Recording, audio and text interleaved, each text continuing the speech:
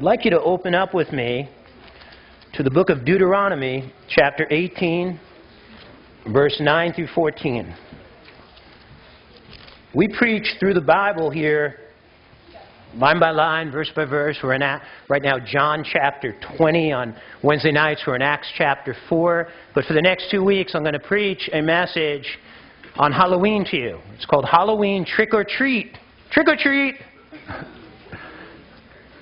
And it is from Deuteronomy chapter 18, 9 through 14 that I'd like to begin. Oh, I'm going to be using a lot of scriptures from all through the Bible. You have no notes. You can take notes in your notebook, but I did not give you notes. I'd really like you to just kind of sit back, take a few notes, and listen. For those who are leaders here, I want you to be praying for me throughout the message, and I would ask all of you who are engaged in being a prayer cover for me. Pastors, by the way, are about as good as the prayer cover. When a pastor commits adultery, or a pastor gets caught stealing, or a pastor just gets worn out and quits, it's usually that the church is not giving him a good prayer cover. And the average pastor in America lasts 1.9 years in a church. So the prayer really kind of stinks. Average Christian prays 1 minute a day. Average pastor prays 3 minutes a day. All I can tell you is, in putting this message together, I have never felt more compelled to pray. And I've been working on this message since August. Working on it since August. And with the oppression that I have been experiencing from the devil, and he does not want this message preached today. Let me just tell you something. The attack has been physical, and the attack has come. I spilled water into my computer twice this week. That usually destroys the computer. But by the grace of God, I learned how to blow dry my computer. And literally I did, blow dry it. And it's here. Because all the information was in my computer. So I'm going to read to you from Deuteronomy chapter 18, 9 through 14. And this is a word that God gives to Israel as they are now coming into the land of Canaan. When you come into the land which the Lord your God is giving you, you shall not learn to follow the abominations of those nations. Notice the word abominations. It occurs 3 times. There shall not be found among you anyone who makes his son or his daughter pass through the fire, or one who practices witchcraft, or a soothsayer, or one who interprets omens, or a sorcerer, or one who conjures spells, or a medium, or a spiritist, or one who calls up the dead. For all who do these things are an abomination to the Lord. Notice this, he not only says, are they an abomination, he says the people who do them are an abomination to the Lord. For all who do these things are an abomination to the Lord, and because of these abominations, the Lord your God drives them out from before you. You shall be blameless before the Lord your God. For these nations which you will dispossess, listen to soothsayers, diviners, but as for you, the Lord your God has no appointed such for you. Now, I want to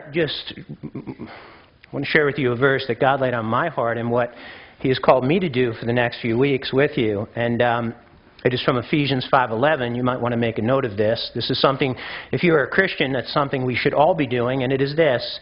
It tells us, and have no fellowship with the unfruitful works of darkness, but rather expose them. And I am here today to be used by the Lord to expose them. And some of you may feel a little exposed today because we see people come into the church, and what happens is they bring their traditions with them. So you're going to maybe feel a little exposed today as the light falls upon you. Some of you may be uncomfortable, depending on how much exposing is being done and how much darkness there is. Some of you may just get up and walk out of here. You know, when somebody doesn't want to hear the Word of God, it's usually a sign that they are under the control of the devil. When you share Jesus with people and they just react, they don't want to hear it, it is a sign that they are under the control of the devil. Be surprised that you're just, oh, they're not interested. No, Satan has control of their life. They don't want to be exposed. They don't want to come into the light. The light exposes them. Halloween. We celebrate it, right? America celebrates it. The world celebrates it. Don't they look so cute? Look at them. Right? Look at the little girl with the witch hat, little boy, I think it's a boy, with the little jack-o'-lantern around him, you know. Halloween. Some people, right, it's just kind of an innocent holiday. Trick or treat, right? They knock on your door, trick or treat. Some of your kids probably invited and are going to Halloween parties.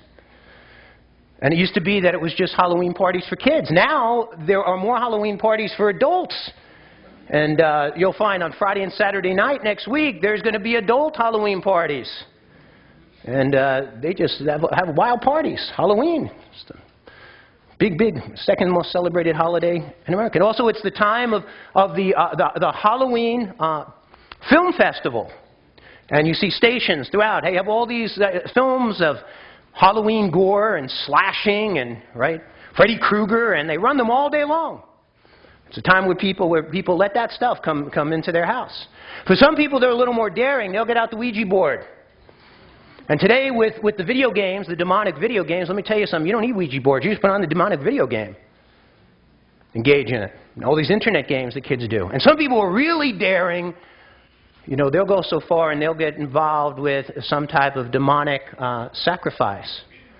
And they do happen. So there's kind of different grades of experience of what people do with Halloween. Last year, Americans spent an estimated $800 million on costumes for children and $1 billion of costumes for adults. It's bigger for adults now than it is for the kids. In the November elections, 37% of Americans are expected to turn out to vote. Next week, 66% of Americans will celebrate Halloween. And you wonder why our country is in the garbage hole that it's in. We're more interested in Halloween than we are in what's going on politically in our nation. So where did Halloween begin? And if you were to ask that question to most people, pretty easy to trace. Most think it began 2,000 years ago with people known as the Celtics. I'm sorry, the Irish may get a little upset right now. They lived in what is today England, Ireland, Scotland, and Wales, the British Isles. That's where most people can track it back to. In fact, let me read to you an interesting quote. The founding fathers of America, essentially the Pilgrims and the Puritans, refused to permit the holiday to be observed because they knew it was a satanic holiday. Halloween was not widely celebrated in the United States until about 1900. In the 1840s, there was a terrible potato famine in Ireland, and which sent thousands of Catholic Irish to America, and they brought Halloween with them. Sorry, Irish. The Italians brought the mafia with them, okay? And the Spanish brought Santeria with them. I just want you to understand something. You see Ebola come to the United States. You see Ebola carrying just as there's physical disease. Let me tell you something. There are spiritual diseases. Demons attach themselves to peoples. And when the Irish came here, they came, I won't say every one of them, but they came and they brought this spiritual disease to the United States of America. Let me just say that, again, most people, they'll immediately trace it back to the Druids or the Celtics, but it goes back way further than that. You can find it in the Bible. And you can literally trace this line back to the British Isles, to the Druids, and then you can trace the line right into Canaan. And you know where Canaan was? That's where the Israelites were told to go in, destroy the Canaanites, drive them out. And God says that they are people that practice these detestable things, these abominations. Well, you can trace Halloween back to Baal worship. The original Halloween was a hellish night of Baal worship and child sacrifice.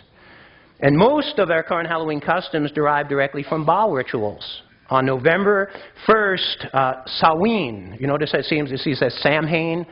The true word for Halloween is Samhain. And that is what Halloween is. The question is, who was Baal? And Baal was the name of the supreme god worshipped in ancient Canaan. The practice of Baal worship infected Israel. Again, what happened was, as Israel went in, God said to them, destroy the Canaanites and wipe them out. Drive them out. Instead, they went in. They did not destroy all of them. And the Canaanites who were infected with this demonic disease infected Israel. And you see this battle going on throughout the Old Testament. The Canaanites worship Baal as the sun god, the storm god, the fertility god who provided children. Baal worship was rooted in sensuality, involved ritualistic prostitution in the temples, and then sacrifice. When children, were born in these ritualistic prostitution settings of the temples, again, you have children that are born out of wedlock. What usually happens? They are not wanted. So they sacrifice them to Baal and to another deity called Moloch. By the way, things are no different today here in America. Realize we have just go out and have sex, right? I don't know what the world says. Go out and have sex. If you're a person who is a virgin today, they look upon you like you got 10 heads. Right, sex out of marriage. Then we have all these children being born out of wedlock. What do we have today on demand? Abortion. 100 billion babies aborted worldwide. About 52 billion aborted in the United States of America. If you've had an abortion, I don't wish to speak any words of condemnation to you. Seek the Lord, seek His grace, seek His healing. He forgives. But you have all these children being born out of wedlock. People don't want them. The family doesn't want them. They offer them up. And what you have today, again, the continuation. In Judges chapter 3:7, the children of Israel did evil in the sight of the Lord, right? He brought them into the land. They deceived evil in the sight of the Lord. And they forgot the Lord their God and served Balaam and the groves. What they did was they set up these idols of Balaam in the fruit groves. And Balaam is just another word for Baal. In Jeremiah chapter 19:5, years later, it says, they have built the high places of Baal and burned their children in the fire as offerings to Baal, something I did not command or mention, nor did it enter my mind. It tells us again in Jeremiah 32, verse 35, they built high places for Baal in the valley of Ben Hinnom to sacrifice their sons and daughters to Molech. Molech was another deity they would worship in the temple of Baal. They would commit immorality. Babies are being born. And what do? They offer them up to this other deity called Molech. Again, God says, though I never commanded, nor did it enter my mind that it should do such a detestable thing and so make Judah sin. In 1 Kings chapter 16 and 17, we see the worship of Baal and Molech really fully blown. The story of Elijah. And we see the high priestess of Baal. And in 1 Kings chapter 16, 31, 33, and it came to pass, as it had been a light thing for him, Ahab, he's the king now. He's the king. He's the successor. Remember, you had King Saul, and then David became the king after God's own heart, and Solomon. And here are these godly kings, and then suddenly what happens is you have a lot of ungodly kings. Occasionally you have a godly king, and Ahab is called to be the king of Israel, and he's to uphold the righteous law of God, and Ahab is a wimp. His wife dominates him. He's a milquetoast. He's a fence-sitter. He's a mug butt. If you're visiting us today, a mug butt is a person who has their mug in the church and the butt in the world. He's a wimp. He's not the spiritual leader of his home, man. His wife runs his life. And she brings in these idols into Israel. And it came to pass, as it had been in the light thing for him, Ahab to walk in the sins of Jeroboam, the son of Nebat. He started walking in the sins of Jeroboam, another ungodly king, that he took a wife, Jezebel, the daughter of Ethbaal. Notice her father, he took on the name of Baal, king of the Zidonians, and went and served Baal and worshipped him. And he reared up an altar for Baal in the house of Baal, which he had built in Samaria. And Ahab made a grove, and Ahab did more to provoke the Lord God of Israel to anger. He brought judgment upon his nation. You know, ungodly king brings judgment upon his nation. Ungodly leaders bring judgment upon their nations. Ungodly pastors bring judgments upon their church. Ungodly fathers, who are supposed to be the leaders of their home, can bring ungodly judgment upon their children. He brought ungodly judgment upon the nation of Israel. Ahab, who was supposed to be the leader. God raises up a prophet. His name was Elijah. Remember, Elijah has a contest with the prophets of Baal. They set up their altar. He sets up his altar. They get a chance to call down fire. Nothing happens. They're beating themselves, whipping themselves, all the crazy stuff that pagans do in their religions. And Elijah calls down to God, calls out to God, and the fire comes down. It consumes the altar. And he says, now you know who the true God is. Baal is a false god. Take these prophets and kill them. And they drove them right off of Mount Carmel, and they killed them. I just want to do something and say something to you. This is something. I am not Elijah. I am not even near like Elijah. All I can tell you is God has called me today to call down fire on your false altars of Baal. And I pray that that fire comes down and consumes them. Because all they're going to do is lead you to destruction. So you have Baal, Balaam, and another name for Baal is Beelzebub. These are all synonyms. They're similar names for Baal. And in Matthew chapter 12:27, Jesus is being accused of casting out demons by the devil, by Satan. And he says this, and if I drive out demons by Beelzebub. You start to get the connection here. Who is Baal? Baal is the devil. By whom do you drive them out? So then they will be your judges. Beelzebub, Balaam, Baal are all the same name. It's a name for Satan. And there is a picture of Baal. Notice he has many breasts because he is the god of fertility. And if you look there, you see them. They've come into the temple, and you'll see they're actually offering up their babies. One on the left, one on the right. They're offering up their babies to Baal. They would come in. They would commit immorality with these temple shrine prostitutes.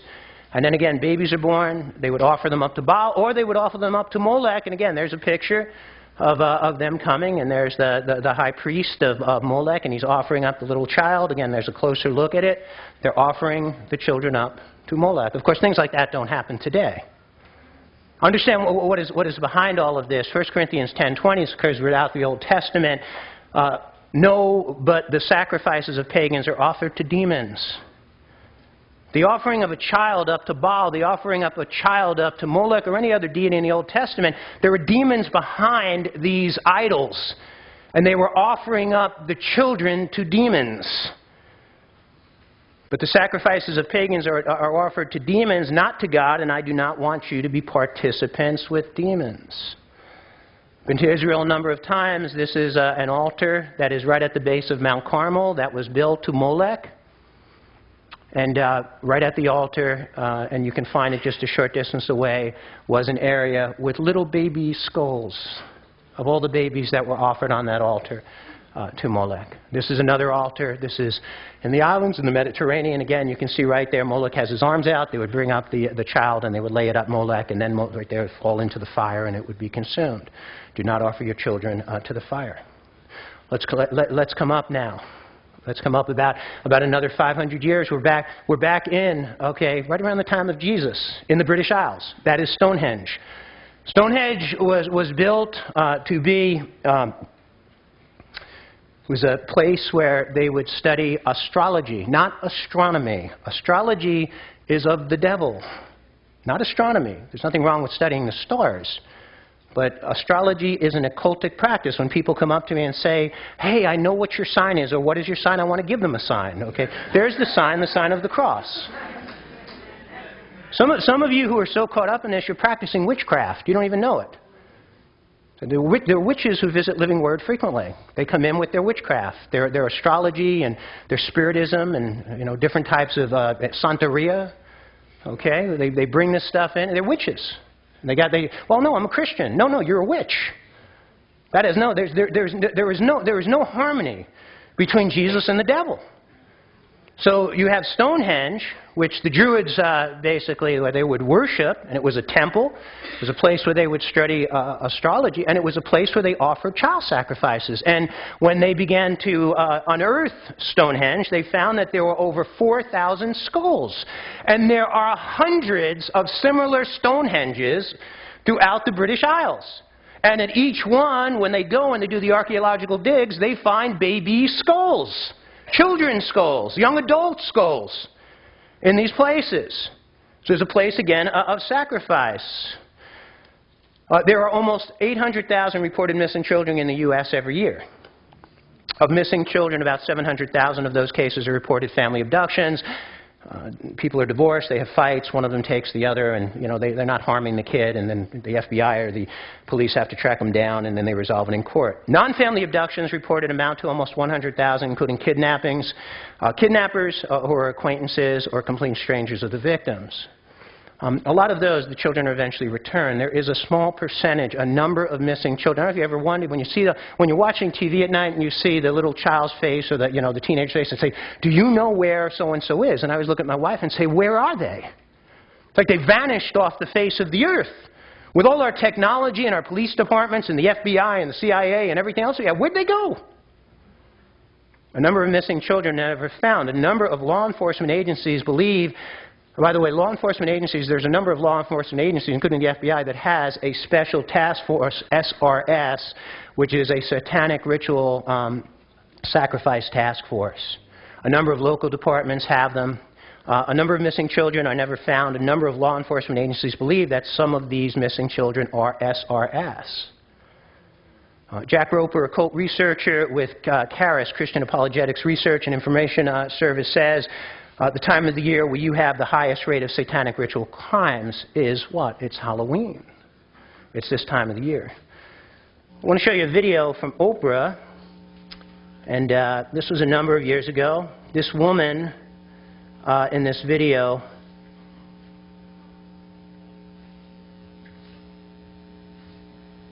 she is made up to hide her identity.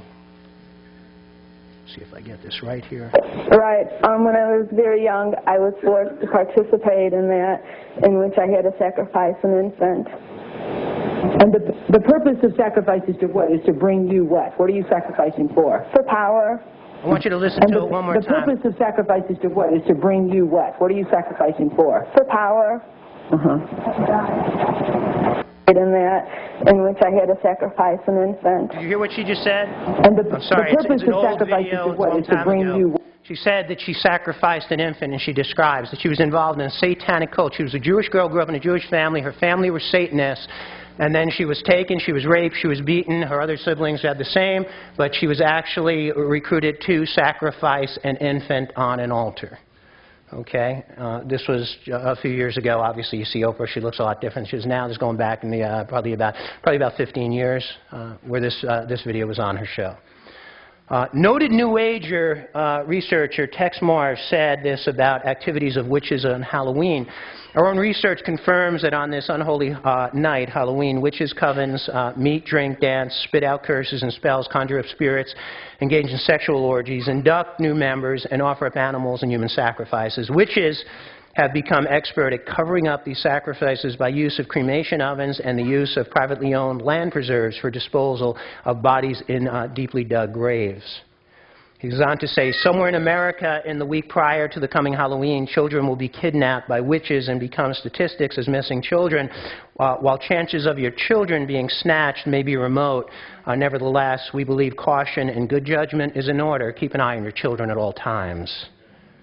This time of the year, be extra vigilant, especially as Christians. What do you think they'd like to target more than anything else? Pastors' kids. Think about that. We just want to be diligent. Here's another one. Dave Benoit. Listen to this story. Dave Benoit tells of a mother finding a strange diary called The Book of Shadows in her son's room. She, with fear and trembling, leafed through pages filled with satanic drawings. Then her eyes fell on these horrifying words. Last year I stole a car at Halloween and ran over a kid and killed him. This year at Halloween, I plan to do the same thing. The words in his satanic diary proved to be true. The teenager is now incarcerated. He murdered a kid as a sacrifice to Satan. How about that, huh? Just kind of amazing stuff. The Order of Samhain, for tireless dedication to Halloween. Let me talk to you about a few things here. Halloween, again, All Saints' Day, the Roman Catholic Church, try to dress it up. By the way, if you take a pig and you put a ring in its snout, what do you have? You have a pig. You cannot dress up the things of the devil. The Catholic Church trying to dress up this stuff. Halloween, All Saints' Day, All Hallows' Eve, or All Souls' Day is a festival. It was held in honor of Samhain, who was called the Lord of Death.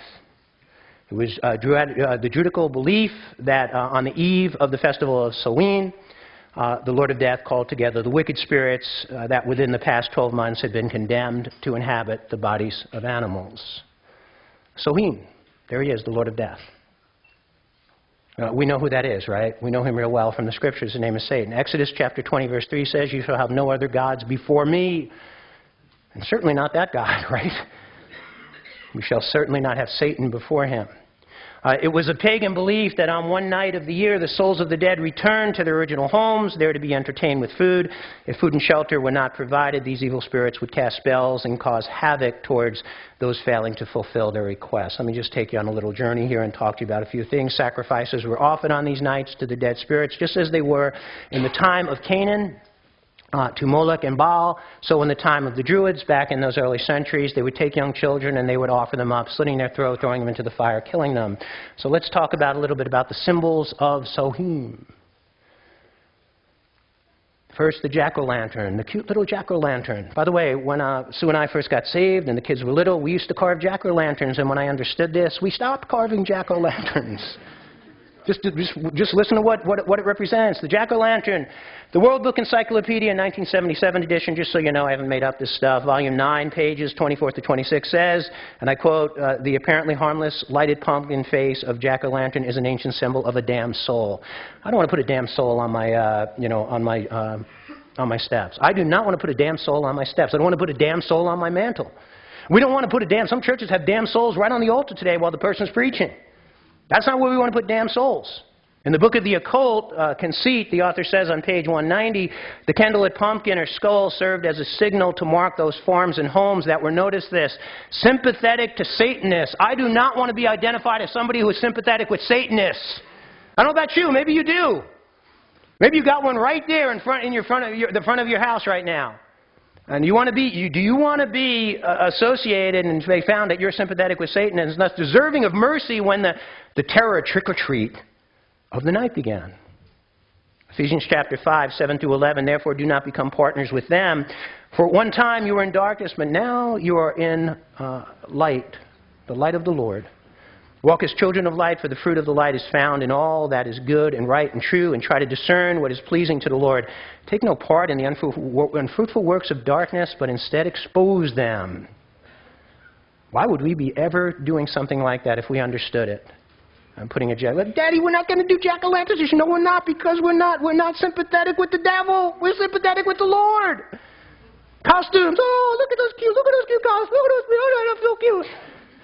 Costumes, they originated with the Jewish death rites. As people and animals were screeching in agony while being burned to death, the observers would dress in costumes made of animal skins and heads. They would dance, chant, and jump through the flames in hope of warding off evil spirits. Guess what we stopped doing when we understood that? Our kids stopped dressing up. We didn't need to ward off the evil spirits with ugly masks. We had the Holy Spirit around us in the armor of God to ward off the evil spirits. We need to walk in the fear. 2 Timothy chapter 1, 7, for God gave us a spirit not of fear, but of power and of love and of self-control. Bobbing for apples. Bobbing for apples, it was in honor of the goddess of fruit trees. I don't believe in the goddess of fruit trees. I believe that there is one God. One God. Hear always the Lord your God. The Lord your God is one. And they would try to grasp fruit floating in water without the use of their hands. This is the origin of bobbing for apples, according to the Atlantic Journal and Constitution Associated Press quote. And I'm going to share with you something in just a few moments that will color your hair, if you have any, about what it also involved. Jesus answered, it is written, worship the Lord your God and serve him only. We do not serve other gods. Trick or treat! Trick or treat! The tradition of trick or treat started when the Druids went door to door, dragging behind them on a rope the dead body of a male slave that they had bought and killed for this purpose. They drag him right through the neighborhood. And what would happen is, at each door they demanded food for their feast. But many of the people were poor farmers and didn't even have enough food for their own families, let alone a feast of Samhain. And in those cases, the Druids took the eldest daughter or child for a sacrifice. Trick. No treat. Trick. They would take the daughter away. If the Druids received an offering, they would carve demonic faces into pumpkins or large turnips and place a candle inside them. Today they call them jack-o'-lanterns. These were left at the door as a signal of the evil spirits that this family did not share and to stay away from them. In other words, they identified, they were sympathetic with the Satanists, with Satan, therefore leave them alone. If they did not give an offering, they took a child. And if the family could not provide food or to give a child for sacrifice, the Druids would paint a pentagram on the door inviting evil spirits to come and kill the family. You know what happens when people are extremely superstitious? You know, one time we had a missionary here. He was preaching down in Haiti, and one of the voodoo doctors down there said, "I put a curse on you." And he said, "Right back at you, buddy." And if you're superstitious, right, you got the armor of God around you, right back at you. We've had the Satanist witches come in here. There may even be some here today. We get them coming. They'd like nothing more than to bring down our church. I want to bring down the pastors. Right back at you. Right back at you. But if you're superstitious, you know what? You actually believe this nutty stuff. And you know, you're just, that psychosomatic effect takes in, and you know what, these people, they'd actually die. They just start living with the expectation something terrible is going to happen, and they would die. Now, what did they do with the people that they kidnapped, the people that they took? They brought them back to Stonehenge. They brought them back to their different henges or around the British Isles. Before Halloween, they built what is called a Wicker Man. You ever see the movie Wicker Man? Wicker Man was made back in 1972. It was remade with Cage, the actor Cage, back in 2006, Nicolas Cage. This is from the movie, but that's a Wicker Man. And if you look closely, the Wicker Man, by the way, wicker, that is extremely dry, the life of it has left, and they would basically put people, there's a picture, you see little compartments, right, through the whole Wicker Man? They put ladders there, and they would put the people they kidnapped into those compartments. There's a picture from Wicker Man. You can see actually there, it looks like a woman or a man right there inside. Now, they would give them a choice. The choice was you could stay in the Wicker Man, we're going to set it on fire, we're going to sacrifice you to our gods. Or you could bob for apples. Now, if you were given a choice, all right, if you can bob for an apple and get an apple, we'll let you go free. But if you refuse to bob for the apple, we're going to put you in the Wicker Man Tower and set you on fire. Now, how many of you would choose bobbing for apples, right? Right? Yeah, I think most of us would. Except there was one thing more. The liquid, okay, that they used for the bobbing for apples, and it was in a big cauldron. It was filled with oil, and they would heat it up to 208 degrees. And you know what? Just let me tell you something. You look at the history, these people actually, and you know what, when you're you're facing death, people would actually stick their faces in that oil. They burn their nose. You're talking about this is like stuff right out of hell, right? Right out of hell. You see what's happening in the Middle East right now with ISIS? See what's happening there? See what the drug gangs are doing down in Mexico and South America? See, we live in this little cushion. Well, we watch these little stupid sitcoms, and we watch our little our little reality shows. We live in a delusional world. There's evil in the world. We live in a world that's under the control of the enemy. Here's an example of something that is just straight out of hell. Some chose to go for the apples. If they couldn't get an apple, they cut their head off right there. If they chose not to go for the apple, they put them in the Wicker Man, they set them on fire, and they burned them as sacrifice to their demonic gods. Deuteronomy 18:10, there shall not be found among you anyone that makes his son or daughter to pass through the fire or to use divination or to observe of times and of enchanter or witch. That is the offering up children in the fire. That is the passing of the fire. How about the black cat? In 1959 edition of the World Book Encyclopedia under Halloween, it was noted that the Jewish priests believed that cats were once human beings but were reincarnated as punishment for evil deeds. Because of this, they held cats sacred and involved them in their idol worship of October 31st and November 1st. Let me just say this to you. If you come in here believing in reincarnation, reincarnation, again, is a doctrine straight out of the pit of hell. There's nothing that Jesus ever said or Scripture teaches. Everything is contrary to reincarnation. Bible says this, just as people are destined to die once, and after that face judgment, right? You die once, you face judgment. You're not coming back as a cat. You're not coming back as a lizard. And you're not coming back as Michael Jackson. You're not. Somebody come up to me this week telling me that I'm the reincarnation of James. Reincarnation is a non-biblical doctrine. People are like, well, what about Elijah and John the Baptist? No, John came in the spirit of Elijah. Jesus made that very clear. John made that very clear. He said, I'm not Elijah. He came in that power of Elijah. Skeletons. Skulls and skeletons. The skeleton is a form of the god of the dead, the witch's horn god. The Dictionary of Satanism by Wake Baskin says this about skulls and skeletons under skull worship. Skulls play an important role as sacred relics and as an object of worship. Skulls of ancestors are worshipped in order to establish connections with the spirits of the dead. Like the head of Osiris in Egypt, the skulls of ancestors may also serve as tutelar deities. And for tutelar deity, in other words, they go to these skulls and they actually teach them. What do you have? It's not the skull teaching them. There's some demon then that is passing on more demonology to them. Leviticus chapter 26, and the soul that turneth after such a familiar spirit. People who turn think they're talking to the dead, thinking they're talking to dead relatives, and such have familiar spirits, and after wizards to go whoring after them, I will even set my face against that soul and will cut him off from among his people. Witches. Don't laugh too hard here.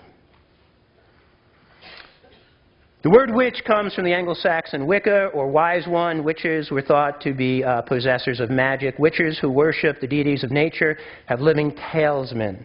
The symbols of which they derive their dark powers. They involve evil spirits to enter the bodies of their talismen. Some have dogs, owls, snakes, swine for their talismen, but the most common are cats. The broomstick is a symbol of the male organ. That I just discovered. You can laugh. On which the witch mounts and leaps high around the fields and to teach the crops how to grow. She's, in other words, fertilizing them. The notion of flying witches relates to the fact that witches believed they could fly great distances to their feasts by smearing their bodies with ointments containing drugs. The drugs gave them psychedelic trips, making them think they flew. By the way, when I read from Deuteronomy chapter 18, 9 through 18, understand this, drugs are one of the occultic practices that are mentioned. For those of you, God's delivered you from drugs, or you're messing with drugs.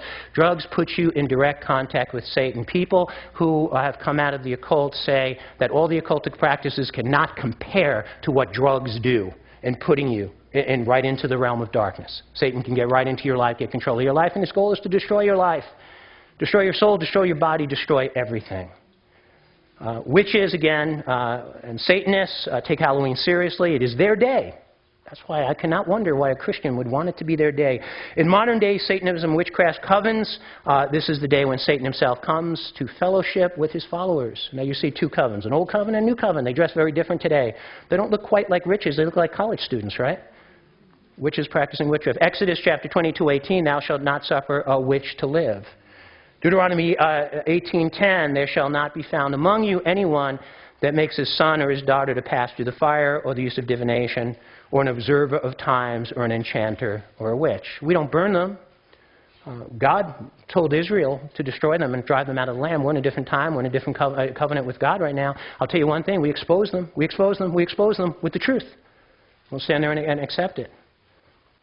Next, Halloween glorifies death. I don't think it takes to be a rocket scientist, right, or a brain surgeon to figure that out. On my way here, I saw one death display after another on people's lawns.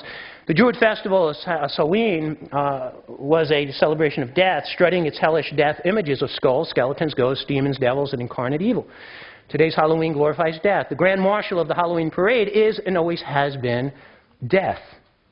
Halloween can be traced directly back to Samhain, the ancient Celtic harvest festival, honoring the Lord of the dead.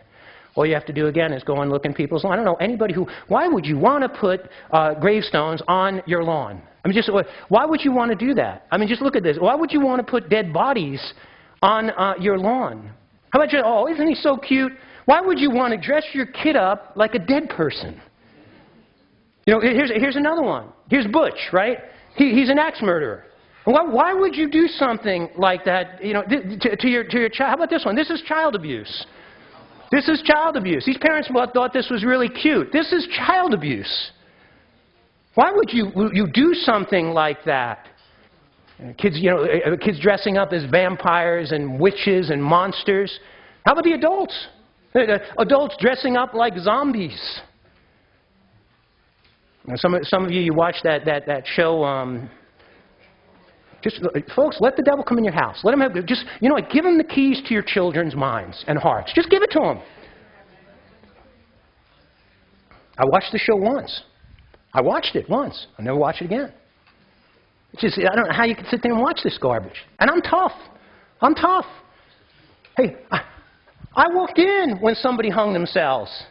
I've been there. I've been there when they're laying dead on the ground. Numerous times. I'm at the hospitals when they die. I've been there. I've seen it, done it. Don't need to be letting the television put that garbage in my mind. Here's one, little baby with a shovel through its heart. Front lawn display. Here's another one, little baby hanging. Jesus said, from the overflow of the mouth, the heart speaks. From the overflow of the things we do with our lives, our hearts speak. These are cadavers in body bags hanging. Here's another. This one creative. The garage door fell on his head, decapitated him. We're going to create a creative one. Death. It's a death holiday.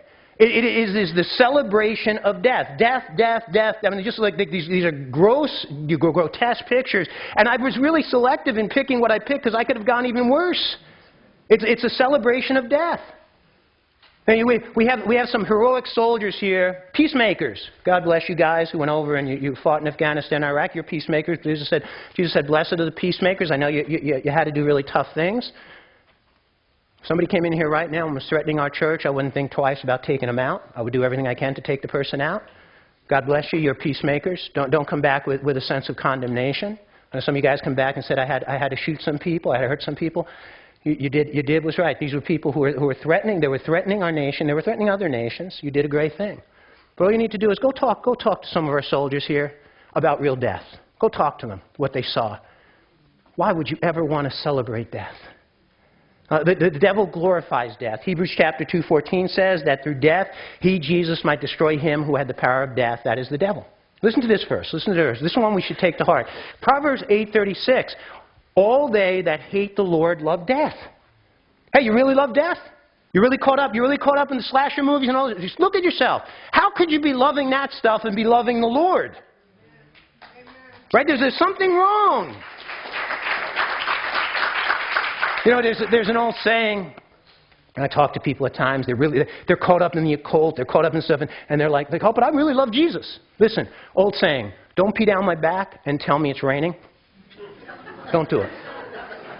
You get people doing that, right? You just don't do that to me. You're just lying to me. Don't con me.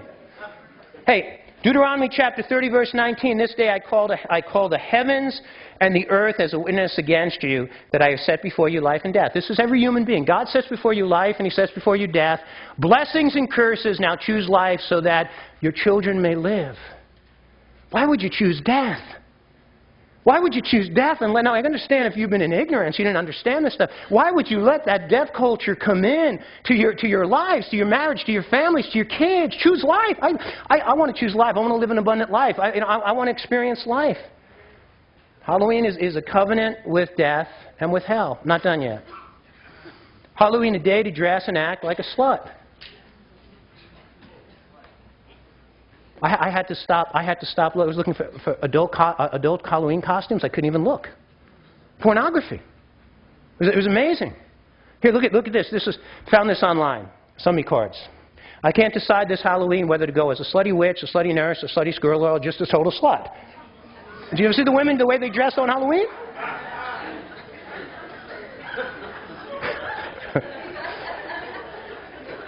She's having a hard time making a decision. The Halloween machine turns the world upside down. One's identity can be discarded with impunity. Men dress as women and vice versa. Authority can be mocked and circumvented. That's David J. Death Makes a Holiday, The Cultural History of Halloween, page 17. Halloween, the homosexual national holiday, according to the Huffington Post. Halloween, the homosexual national holiday, according to the Huffington Post. In 1994, the University of Florida anthropologist Jerry Kugelmass published a book on the new trend, mass culture, describing Halloween as an emerging gay high holiday. And it is. There will be massive Halloween parties and parades in the gay communities across the United States. This is their high holiday, the homosexual community. That is Diana Nyad, who just swam from Cuba to Key West. Diana Nyad is a proclaimed lesbian, and notice she is the leader of the parade last year in Key West. Notice what she's dressed up as. What is she dressed up as? As Samhain. She's dressed as Samhain. She's dressed up as the devil. That's a scary picture, right? She's leading the parade in Key West. Nicholas Rogers, author of Halloween, From Pagan Ritual to Party Night, points out that while Halloween is enjoyed by everyone, it has been the gay community that has most flamboyantly exploited Halloween's potential as a transgressive festival, as one that operates outside or on the margins of orthodox time, space, and hierarchy. Indeed, it is the gay community that has been arguably most responsible for Halloween's adult rejuvenation. That's not something I want to be a part of. That's not something I think God wants me being a part of. It is something. By the way, if you've ever seen, and you get some of the more clear news stations, they will show you the day after Halloween the marches, and you have people having sexual relations, sodomy, on the floats, right in front of the world. People walking around naked, their genitals hanging out. It's the worship of Baal, in today's culture, the worship of Baal. That's a Halloween parade. So let me wrap it up. You guys okay? I'll pray for you. I want to share with you 4 words. I think 4. First word about Halloween. Halloween emphasizes violence and death. Halloween emphasizes horror and fear. Halloween emphasizes the occult and Satan. Halloween is evil. Why would we even think about indulging in Halloween? Phil Phillips says in his book, Halloween and Satanism, Halloween is a day witches celebrate above all other days. Why would I want to celebrate a day that witches celebrate? It makes no sense. Tom Sangwit, former high priest in Celtic tradition of Wicca, he's converted to Christianity through Jesus Christ. He said this: Halloween is purely and absolutely evil. I mean, he knew. He's an insider. And there is nothing we ever have or will do that would make it acceptable to the Lord Jesus. Nothing. Nothing. I want to dress my kids up as Noah. Nothing. Nothing. I'm going to dress my son up as the Apostle Paul. Nothing. Nothing. Nothing. Stop trying to put a ring in a pig's snout. Nothing. Nothing work. What did the Lord tell us? Abstain from every appearance of evil. Abstain from every appearance of evil. 1 Thessalonians 5:22. Why would you just let your kids get into this? Second word about Halloween. From Ephesians 6:12. For we do not wrestle against flesh and blood, but against principalities and against powers and against the rulers of darkness in this age, against spiritual hosts of wickedness in the heavenly places. Why would I, listen, I wrestle against principality and powers every day. Every day. I tell people, well, the Christian, I get these people, the Christian life, the Christian life, the Christian life, the Christian life, and all of a sudden, the Christian life, and all of a sudden they just, boom, they fall into the hole. They're gone. They think that it's a playground. It's a battleground. Amen. Battleground. Bible teaches you to be a warrior. Men and women. Women warriors, men. Some women are much better warriors than men. Some of the women in this church are much better warriors than the men and their husbands. Much better. You ever see them fighting the fight? Ladies, I'm telling you that from my heart. Some men, they need to get the pants on, man. They need to pull those pants up.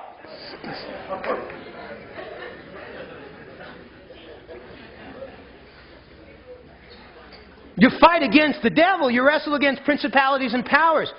Why would you sit down and have dinner with Satan? Right? Why would you have, we going to have fellowship with him?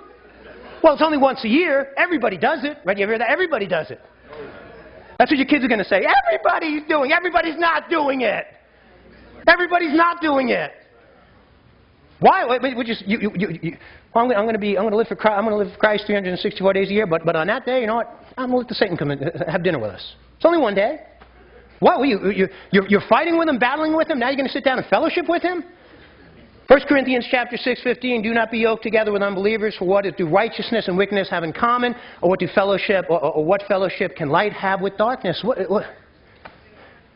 Why would you be yoked to evil? 1 Corinthians chapter 20:21, we cannot drink the cup of the Lord and the cup of devils. We cannot be partakers of the Lord's table and of the table of devils. I mean, you're going to come into this place and you're going to receive the Lord's Supper, you're going to drink of the cup of the Lord, and then you're going to go drink of the cup of the devil? Number 3, third word about Halloween, and do not give the devil a foothold. Well, Pastor Frank, you don't understand. It's really innocent. We just dress up the kids. We take them around for trick-or-treat. It's just really, really innocent. Why would you give the devil a foothold in your family's life? Or just little. Why would you introduce your kids to something like that? You're giving him a foothold. You know what Exodus chapter 20 verse 5 says? For the sins of the father shall be visited upon the children until the third and fourth generation of them that hate me and walk not according to my commandments. You know what happens? See, fathers, mothers, you have this huge influence you introduce to your kids, it introduces to the next generation, to the next generation, to the next generation. All of a sudden we see things in families. We see trends in families. Things, you know, why are these things happening? I've seen families where terrible deaths happen. I kind of look back, and let's just trace things back, and you find that there's an occult connection. I mean, why would you do that? It says, my people are destroyed for lack of knowledge. And maybe before today, you didn't have the knowledge. You didn't understand these things. But now you do, and now you have no excuse. You have no excuse. 1 Chronicles chapter 10:13. King Saul. So Saul died for his transgression. Notice what his transgression is.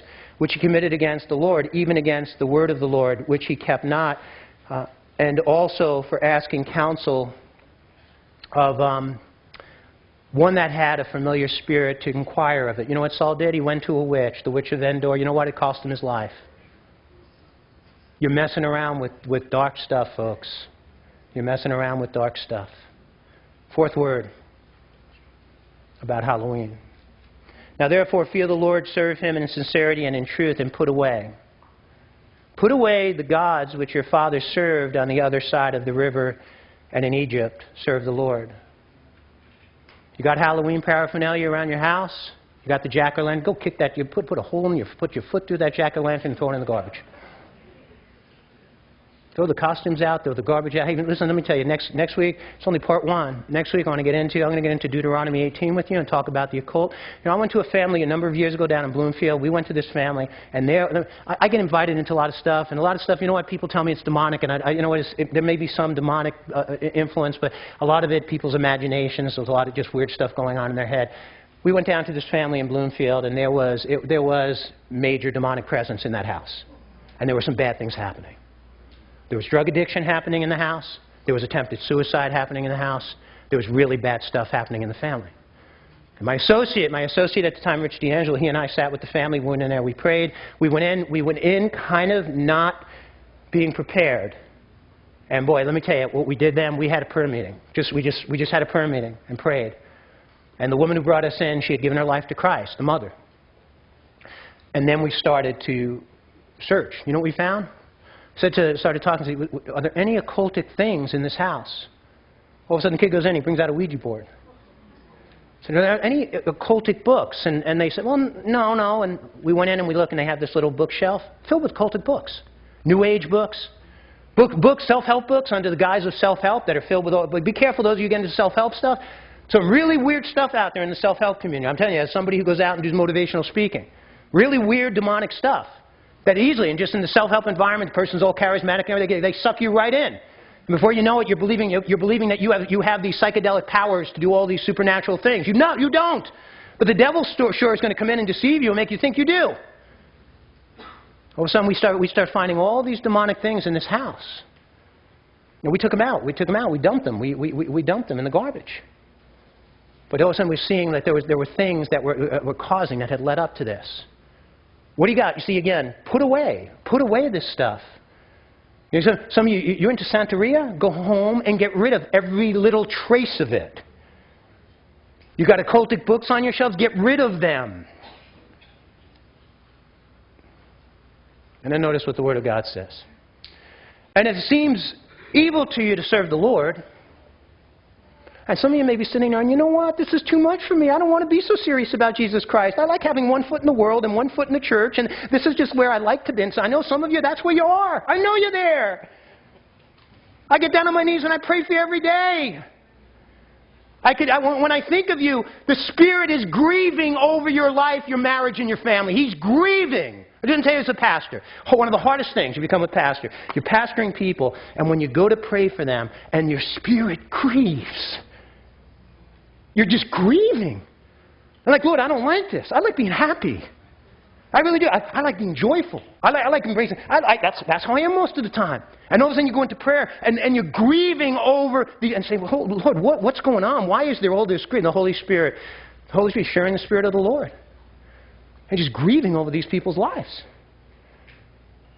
The Spirit knows. Keep going in the way you're going and bad things are going to happen. Keep going in the way you're going and there's going to be bad things. Bad things upon you, bad things upon your children. If there's no grandchildren, you'll bring bad things upon them too. We live like a stone that's thrown into a still pond. We create a ripple effect. Most of us think it's just about us, right? The American mindset, it's just about me, me, me, me. No, no, no, no. Everything you do will affect others. So if it seems evil to you to serve the Lord, he says, choose for yourselves this day whom you will serve, whether the gods which your fathers served that were on the other side of the river. See, I had to leave the gods that my parents... See, my parents, we lived on the other side of the river. Or we lived in New York. I had to leave those gods and the other... all the superstition, the Italian superstitions. You know, they used to put the horns on you. They used to wear the horn around their neck. And they came from Catholicism with all the Catholic superstitions. I had to leave the gods that my family had on the other side of the river. I'm going to have a Christian marriage and have a Christian family. And we're going to do things the best we can the way God wants us to do them. Got to leave those other gods behind. I don't know, what gods did you have on the other side of the river?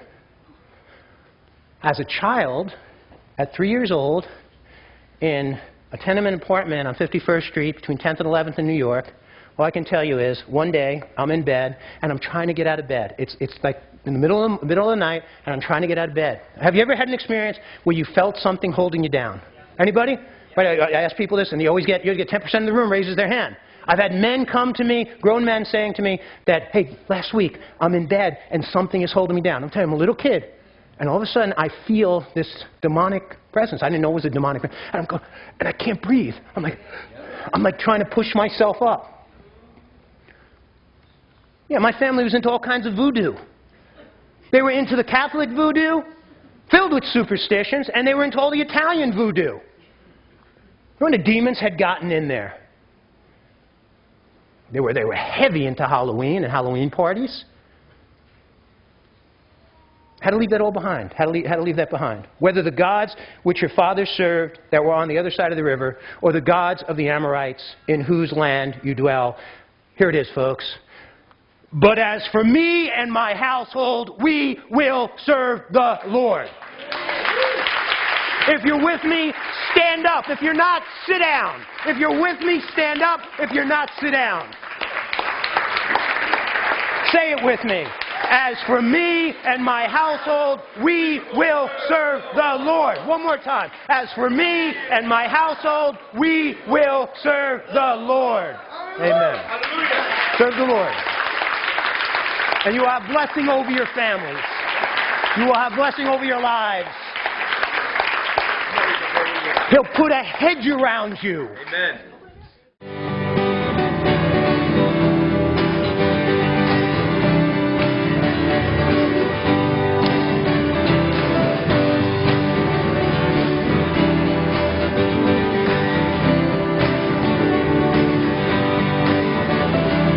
Love the Lord your God with all your heart, with all your soul, with all your mind, with all your strength. Love the Lord your God with all your heart, with all your soul, with all your mind, with all your strength. With all your heart, with all your soul, with all your mind, with all your strength. Love the Lord your God with all your heart, with all your soul, with all your mind, with all your strength. La la la la la la la la la la la la la la la la.